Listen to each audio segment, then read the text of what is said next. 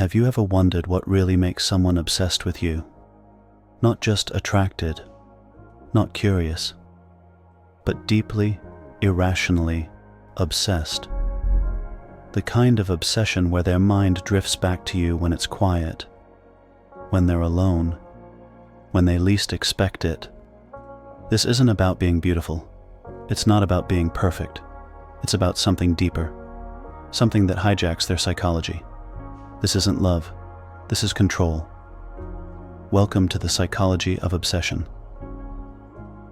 The obsession loop. Obsession doesn't happen by accident. It's built through a specific loop, a psychological cycle that manipulates the brain's addiction circuit: reward, uncertainty, withdrawal. If you can control these three, you control the loop. Here's how it works. The brain loves dopamine, the chemical of pursuit, not satisfaction, not peace, but the hunt. And the more unpredictably you stimulate dopamine, the more hooked the brain becomes. This is why slot machines are addictive. They don't pay out every time. Sometimes they give you nothing. Other times they light up, flash, ring bells, jackpot. But the real hook? It's not knowing when or why. That uncertainty keeps people glued. Their brain is chasing a high it can't predict. And unpredictability turns simple interest into obsession. Now replace the slot machine with you. You become the source of reward and confusion. Give attention. Be present. Make them feel seen like no one else ever has. Then pull away. Go silent. Change your tone. Make them question. The sudden shift triggers anxiety and anticipation. Their brain needs closure, and you're the only one who can give it. And when you don't, that tension doesn't fade. It festers. They analyze your messages, replay your last words, search for clues. You're not being cruel. You're being unforgettable. You've planted yourself inside the loop, and they don't even realize it. The mirror trap. But obsession isn't just about chasing. It's about seeing something in you that feels like home. This is the mirror trap. The most effective way to get someone emotionally hooked isn't by impressing them. It's by reflecting them. People are drawn to their own image, their own values, humor, pain, desires.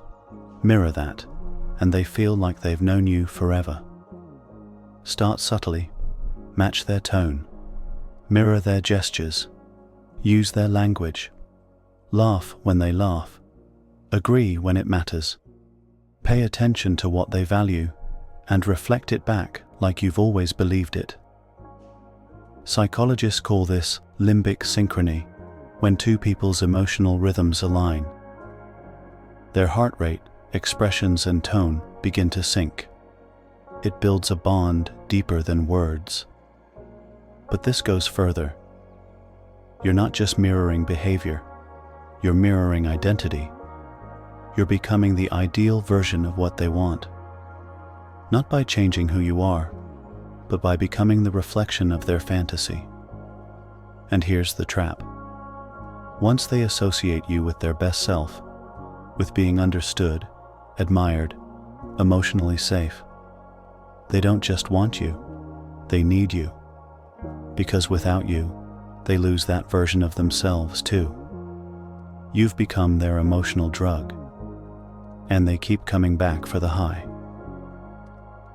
The power of withholding. Now that you've created the bond, here's where it deepens. Withholding. The human mind cannot stand ambiguity. We crave certainty, answers, resolution. And when we don't get it, the brain goes into overdrive trying to make sense of the silence. This is where psychological reactance comes in. When something is limited, unavailable, or just out of reach, we want it more. Not because it's better, but because the mind rebels against restriction. We're wired to chase what we can't fully have. So what do? Be unpredictable. Don't always respond. don't always explain. One day you're warm and attentive, the next distant. Not rude, just unavailable. Let them wonder, let them feel the gap. Their brain will try to fill in the blanks, and the longer the silence, the louder the thoughts. And those thoughts, they'll all orbit around you. You've created a psychological cliffhanger, and now their obsession feeds itself. What you're really doing is triggering dopaminergic anticipation.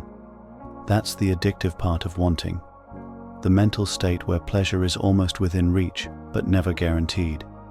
It's a loop that plays on its own, and they'll keep coming back, hoping for the next hit.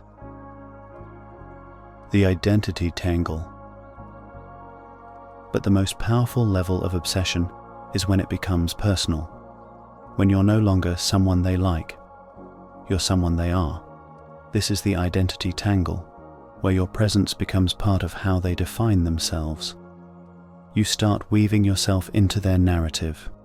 You say things like, "You're not like other people. No one understands me the way you do. We just click." Simple words, but they build a powerful illusion that what you have is rare, even sacred. Now, you're not just a person in their life. You're a story they believe in, a character in their internal mythology. Once that's done, everything changes.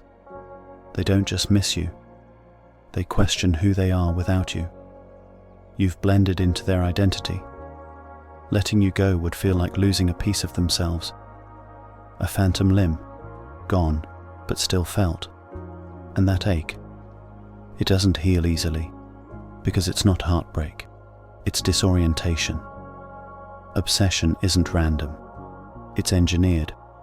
You create it by controlling the loop, manipulating attention, uncertainty, and identity. You reflect what they crave. You trigger their mind to chase what's unclear. You withhold just enough to keep them off balance. And then, you entangle yourself in who they believe they are. Is it manipulative? Yes. Is it powerful? Absolutely. But the real question is, can you handle the consequences? Because when you build obsession, you don't just create desire, you create dependence. And dependence can look like love or loyalty, but it can also become something else, something darker. Obsession can turn to devotion or destruction. Welcome to the dark side of the mind. If this messed with your head, imagine what the next video will do. Subscribe and step deeper into the mind.